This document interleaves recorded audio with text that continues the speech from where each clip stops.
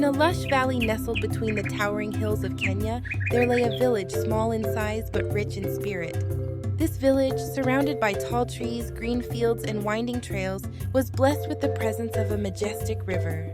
The river's water sparkled under the sun, flowing peacefully by day, but by night it was cloaked in a mysterious mist, leaving the villagers in awe and fear. This river was sacred to the people, for they believed it was home to a powerful spirit. The elders told stories passed down through generations, tales of a spirit that could grant wishes, but also stories of warnings. Those who came to the river with greed in their hearts would face terrible consequences.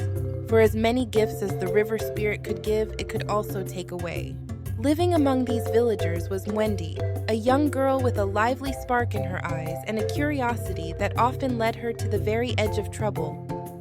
Unlike her friends who would gasp at the thought of even going near the river at night, Mwende was fearless and often wandered close, listening to the rush of the water and dreaming of what mysteries lay beyond. Her family had known its share of hardship.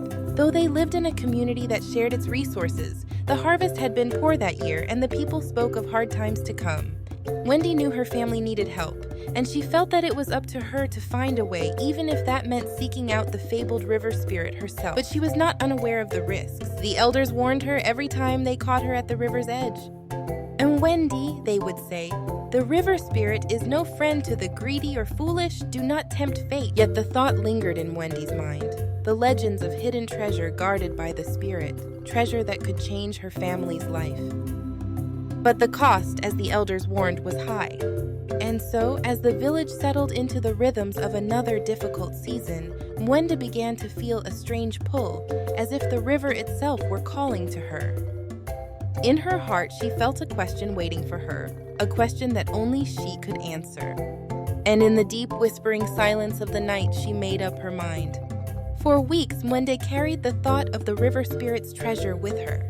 She'd often slip away from the chores that filled her days, sitting quietly at the river's edge as the sun dipped below the hills, and listening to the soft bubbling current that seemed to carry secrets in its flow. The villagers spoke of a treasure hidden in the river's depths, a secret that only those brave enough could ever hope to find. But they also spoke of warnings, of how even the boldest could be swallowed by the river if they came seeking riches. One evening, as Mwende lingered at the water's edge, her grandmother found her and sat down beside her, drawing her shawl tightly around her shoulders. Mwende, her grandmother began, her voice soft but serious, there are tales of the river spirit that have lived longer than you or I.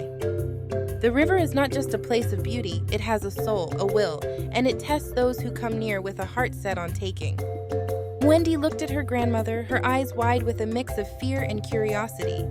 But grandmother, isn't there a way to meet the spirit without greed? I don't want anything just for myself. I only want to help our family, to help everyone. Her voice carried an innocence that could melt the hardest heart, and yet her grandmother's face grew grim. Greed is not always about gold, Mwende, her grandmother replied, placing a hand over her own heart. It can be hidden in other forms, the desire for power, for recognition, for change that is forced instead of earned. The river spirit has seen it all. Her grandmother went on to tell a story that Mwende had only heard whispered before.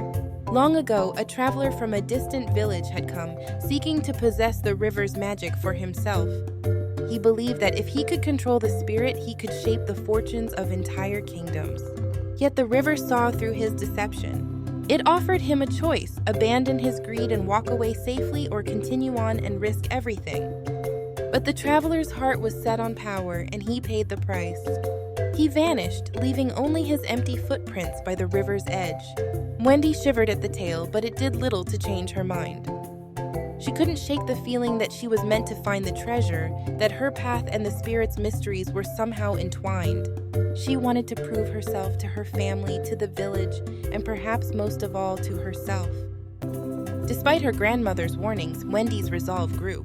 She sensed that the spirit could feel her intentions, and that if she could be pure-hearted and wise, it might allow her to pass its tests. She just had to be clever and, more than anything, brave. She decided that the very next morning, she would set out on a quest to meet the spirit, to discover the river's secrets, and to face whatever trials might come her way. Early the next day, before the sun had fully risen, Mwende wrapped a small bundle of supplies, a piece of bread, a canteen of water, and her mother's old lucky scarf around her waist. She tiptoed through the quiet village, where smoke still rose lazily from the few fires that had burned overnight. Her heart beat fast as she crept past her grandmother's door, feeling a strange mix of excitement and fear that made her stomach twist. The river lay about an hour's walk from her village, winding like a silver ribbon through the dark green forest that bordered the village lands. As she walked alone, the sounds of the forest filled her ears, the call of a bird here, the rustle of branches there, even the occasional screech of a hidden creature. She felt a chill but forced herself onward. Before long, Mwende reached the part of the river where the villagers rarely went, a deeper, darker pool surrounded by thick, overhanging trees that blocked out the morning sun. She could see her reflection, her wide eyes, her tightly bound hair, the determined set of her mouth. Taking a deep breath, Mwende whispered, "River Spirit, if you can hear me, I have come to seek your guidance." Her voice sounded small and uncertain against the vastness of the forest, but she stood her ground. For a few tense moments, nothing happened. But then, just as Mwende was about to speak again, the water rippled as if stirred by an invisible hand, and a low voice seemed to whisper through the trees, blending with the sound of the flowing river. "Why do you seek me, child of the land?" the voice asked, deep and resonant. Mwende swallowed hard, trying to keep her voice steady. "I seek the treasure spoken of by my elders, the treasure you guard, to help my family and my village." A soft chuckle, both kind and menacing, echoed from the river. "Many have come with such words, and many have fallen. You may proceed if you wish, but know this. You must face the guardians and pass their trials. Only then will you see what you truly seek." Mwende felt a strange mixture of fear and exhilaration. She nodded firmly, even though she wasn't sure the spirit could see her. "Very well," the voice murmured, fading back into the sound of the river's flow. "Let the first guardian test your resolve." Just then, the air around her seemed to shift, growing colder and darker. Mwende felt a sudden presence behind her and turned to see a great elegant crane, its long neck curving gracefully, its sharp eyes fixed on her with an expression that seemed almost knowing. The crane took a step forward, and Mwende held her breath. "If you wish to continue, child," it said in a clear, piercing voice, "you must answer my riddle. Fail, and you shall return to your village empty-handed. Are you ready?" Mwende nodded, her heart thumping. She'd always enjoyed riddles, but she knew that this was no game. She couldn't afford to make a mistake. The crane tilted its head as if studying her. Then it spoke. "I have rivers but no water, forests but no trees, mountains but no stone, and cities but no people. What am I?" Mwende furrowed her brow, thinking hard. She repeated the words in her mind, letting the images come together one by one. Rivers, forests, mountains, cities, but none were real. Suddenly it clicked.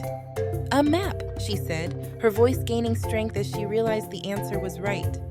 The crane's eyes gleamed and it nodded. "Well done, child, you may continue." Mwende released a breath she hadn't realized she was holding. As the crane stepped aside, she felt a surge of relief and pride, but she knew this was only the beginning. The forest path stretched out before her, darker and more winding than ever. Somewhere ahead, the river spirit waited, and so did the next guardian. Taking a steadying breath, Mwende continued, her resolve unshaken, though her heart beat faster with each step. As Mwende ventured deeper into the forest, the air grew thick with an unfamiliar energy. The sunlight struggled to pierce through the dense canopy above, casting strange shadows that danced around her. She felt a chill run down her spine, but her determination kept her feet moving forward. It wasn't long before Mwende encountered the second guardian, a monkey perched atop a twisted tree branch, its dark eyes glittering with mischief. It looked at her with an expression somewhere between amusement and suspicion, as if sizing her up. "Well, well," it said with a chuckle, swinging down from the tree and landing lightly in front of her. "So you're the brave little one seeking the river's treasure, but do you have what it takes to reach it?" Mwende nodded, though she felt a little less certain in the presence of this strange creature. The monkey's sly smile and clever gaze hinted that this test might be trickier than the last. The monkey scratched its chin thoughtfully, then pointed a small paw down a narrow, winding path off to the side. "Here's a shortcut," it said, "a quicker way to reach the river spirit. Take it, and you might just find the treasure sooner than you think." Mwende hesitated, feeling a twinge of doubt. something about this didn't feel right. She'd always been taught to be wary of shortcuts. Her grandmother often said that anything worthwhile required patience and effort. "What's the catch?" she asked, watching the monkey closely. The monkey's eyes widened with feigned innocence. "Catch? Why, there's no catch at all. I only offer you a quicker path because I admire your spirit. But," it added with a smirk, "if you're too afraid to try, I understand." Mwende clenched her fists. She wasn't afraid, but she knew she had to be wise. She thought back to the stories she'd heard, the tales of those who sought power too hastily, only to be led astray by their own impatience. "No, thank you," she replied firmly. "I'll stay on the path I've been shown. I don't need a shortcut." The monkey's grin faded, replaced by a look of grudging respect. It nodded, its tone shifting from mocking to approving. "Well done, Mwende. You are wise to resist the temptation of an easy path. Many have failed this test, driven by impatience or arrogance, but you may proceed." With a flick of its tail, the monkey scampered away into the trees, leaving Mwende feeling both relieved and proud. She had passed the test, not through strength or knowledge, but by staying true to her heart and instincts. As she walked on, the path began to change. The trees grew closer together, their branches intertwining to form a dense, shadowy tunnel. Mwende could hear the faint sound of water ahead, and she knew she was nearing the river's heart, the place where the spirit itself dwelled. But before she could reach it, a final figure appeared before her, a large, majestic lion with a mane as golden as the setting sun. The lion's eyes held a depth of wisdom that made Mwende catch her breath. She knew at once that this was no ordinary creature, but a spirit in its own right, a guardian of immense power. The lion gazed at her with an intensity that made her feel as if her very soul were being examined. Then, in a voice as deep and steady as the earth itself, it spoke. "Child, you have done well to come this far, but now you must face a final test, a test of your courage." It pointed with one massive paw toward a dark cave that loomed to the side of the path, its entrance barely visible in the shadow. "In that cave," the lion continued, "you will find your deepest fears. Enter and confront them, or turn back now and abandon your quest." Mwende's heart pounded. She'd faced wild animals, riddles, and temptations, but a test of courage, one that would bring her face to face with her fears, felt different. And yet she knew there was no turning back. She swallowed, took a steadying breath, and walked toward the cave. The lion stepped aside, its eyes never leaving her as she crossed the threshold and disappeared into the darkness. Inside the cave, the air was thick and cold, pressing in around Mwende like a heavy blanket. Shadows flickered against the rough walls, shifting and changing shape, and soon she realized they weren't just ordinary shadows. They seemed alive, moving with purpose, whispering in voices that sounded eerily familiar. One shadow took the shape of her mother, her face filled with worry and disapproval. "Why did you leave us, Mwende?" it asked, its tone both sorrowful and accusing.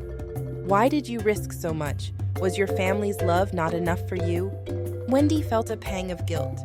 She hadn't meant to cause worry, she only wanted to help. But seeing her mother's face, hearing her voice, made her question her motives. Was she truly doing this out of love, or was there a part of her that sought the glory of returning with the treasure?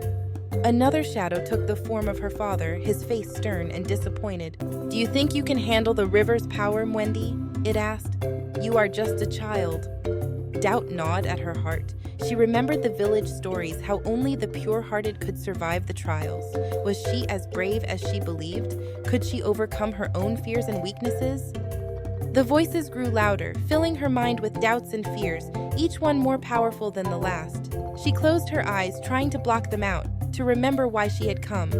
She thought of her family's struggles, of her grandmother's stories, of the strength that lay within her own heart. "No," she whispered, her voice trembling but determined. "I came here because I want to make things better. I may be afraid, but I won't let my fear stop me." As she spoke, the shadows began to fade, their voices softening until they disappeared altogether. Mwende opened her eyes to find herself alone in the cave, her heart beating hard but steady. She had faced her doubts, her fears, and emerged stronger. Exiting the cave, she found the lion waiting for her, a glimmer of pride in its gaze. "You have done well, Mwende," it said. "The river spirit will see you now." The lion stepped aside, revealing a narrow path that led to the river's edge, where the water sparkled with an otherworldly light. With her heart racing but her spirit resolute, Mwende followed the path until she reached the river's heart.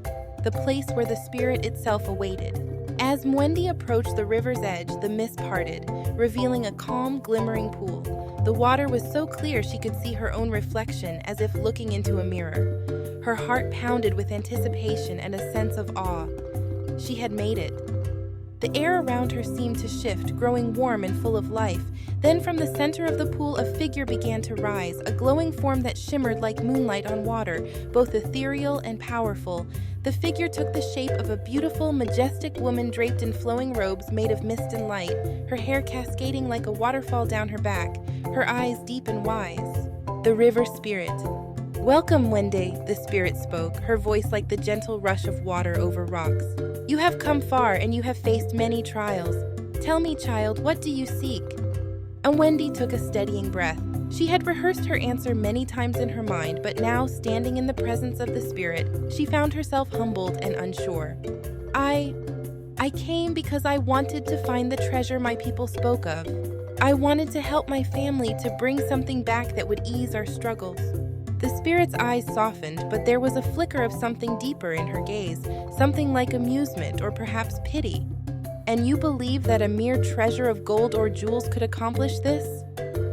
Mwende's cheeks flushed with embarrassment. She realized how small her quest for riches now seemed compared to the journey she'd taken. She thought of the tests she had faced, the riddle of the crane, the temptation from the monkey, the cave of shadows, and felt a strange clarity settle over her. "No," Mwende answered softly. I think I understand now. The real treasure isn't wealth or riches. It's something deeper. I don't know if I can put it into words, but it's like a strength inside me, a wisdom I didn't know I had." The river spirit nodded, her expression approving. "You are wise, Mwende, far wiser than most who come seeking me. The treasure I guard is not one of gold or jewels, for such things are fleeting. True treasure is found within one's heart and spirit, through courage, resilience, and the willingness to face one's fears. And you, Mwende, have proven yourself worthy of this gift." With a graceful motion, the spirit extended her hand, and a gourd carved with ancient symbols and glowing faintly with a soft golden light appeared in her grasp. She held it out to Mwende, who accepted it with reverence. "This gourd contains the wisdom of the river," the spirit explained.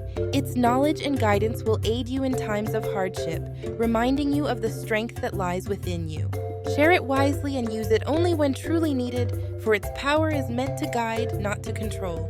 Mwende cradled the gourd, feeling its warmth seep into her hands. She felt a deep sense of gratitude and understanding. This was the treasure she had truly been seeking. She realized now that it was not about changing her family's fortune with gold, but about helping them through wisdom, resilience, and love. "Thank you, Spirit," Mwende said, her voice filled with emotion. "I promise to protect and use this gift with honor." The spirit smiled, her gaze full of pride. "Then go, Mwende, return to your people and remember that true wealth lies in the wisdom of the heart." As the spirit began to fade back into the water, Mwende felt a surge of energy, a sense of peace and purpose that filled her from head to toe. She had come seeking a treasure to lift her family's burdens, and while she would return without jewels, she knew now that she carried something far more valuable. Mwende walked through the forest, the gourd tied at her side, feeling the silent approval of the guardians. She saw the village in the distance, her heart filled with pride. Her family rushed to her, her grandmother hugging her with tears of pride. Mwende gathered the villagers, showing them the gourd and sharing the lessons she had learned. She showed them the gourd and explained its power, not as a tool for riches, but as a reminder of the strength they all possessed within. The villagers listened with rapt attention, and by the time Mwende finished her tale, there was a new sense of hope among them. Inspired by Mwende's bravery and wisdom, they began to approach their lives with renewed determination, supporting each other in ways they hadn't before. Over time, Mwende became known as a figure of respect and wisdom, sought after by those facing difficult times. She shared the knowledge the Spirit had granted her, guiding her people with compassion and strength. And while she never used the gourd's power frivolously, she knew that its magic was always there, a silent reminder of the journey that had transformed her from a curious child into a wise young leader. And so Mwende's story became legend, a tale of adventure, courage, and the true nature of treasure passed down through generations to inspire those who might one day seek their own path to wisdom. Like the video if you enjoyed it.